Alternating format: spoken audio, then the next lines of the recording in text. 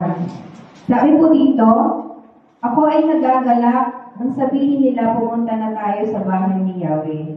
Yan, pinamagatan ko po itong masayang pagsamba. Sa first po ito, sabi po, ano ba ang dapat na damdamin natin kapag tayo ay sumasamba? Yan. Siguro po, ang bawat isa makaka-relate dito. Ano ba dapat ang damdamin natin kapag tayo ay sumasamba?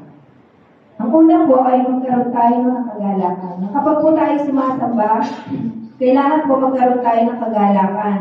Sabi po sa Awit 37 verse 4, magkaroon ka ng kasiyahan sa Panginoon at ibibigay niya sa iyo ang mga hangarin ng iyong puso. Yan kapag po tayo sumasamba na meron tayong kagalakan, yan, ibibigay po niya yung hangarin, yun ang hangarin kung ano po yung hangarin ng ating puso.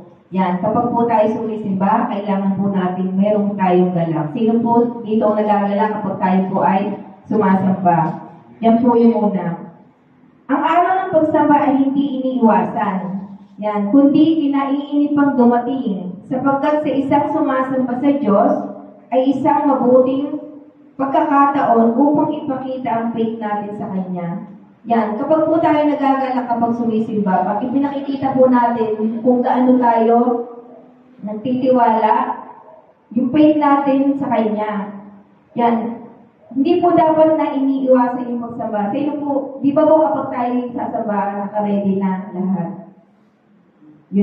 Yung gabi pala, naka-ready na yung mga dadalhin mo, yung mga isusuot natin. Yan, para sa Lord po yan. Parang excited din po na hindi lang yung pag may birthday yan o aatinan tayong party na dapat tayo magalak. Mas magalak po tayo para sa Lord. Pero sabi na po, hindi lahat binayaan ng Lord na magkaroon tayong ganitong damdamin. Amen po ba? Kasi mapipili lang kung sinong may damdamin ganun. Kaya bless po kapag tayo ay nagagalak. Pangalawa po, pumasok sa looban ng Diyos sa pamamagitan ng ating pagpupuri at pasasalamat. Yan, di ba po kapag tayo nasamba, andun po yung tayo yung nagpupuri at nagpapasalamat gaya na po ng ginagawa natin kapag tayo nagbibigay ng awitin, bibigay ng ng papuri sa Lord. Yung pag-awit po, para po yung prayer, yung pagpupuri natin sa Lord. Sabi po sa awit 104, pumasok sa kanyang templo na ang puso'y nagdiriwang, umaawit, nagpupuri sa loob ng daming banal. Purihin ang ngalan niya at siya ay pasalamatan. Yan, kapag po, sa pagpasok natin sa templo ng God, doon tayo sama-samang nananalangin. Amen po ba? Dito po tayo sama-samang nananalangin. Dito din po tayo sama-samang nagpupuri sa Diyos.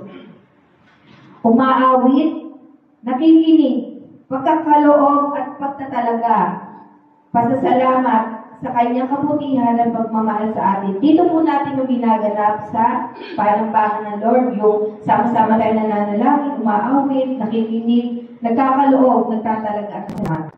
Yan. Yan po yung pangalawa. Pangatlo po, maging at home in the presence of God. Yan. Di ba po, kapag tayo nasa isang bahay natin, hindi tayo mapakali kapag wala tayo sa sarili nating bahay. Amen po ba? Sabi po sa Awit 91 verse 4, lulubog ka niya sa lilim ng kanyang malapad na pakpak, at sa kalinga niya ay palagi kang nakatitiyak, iingatan niya at ipagsasanggalang sapagkat siya'y tapat.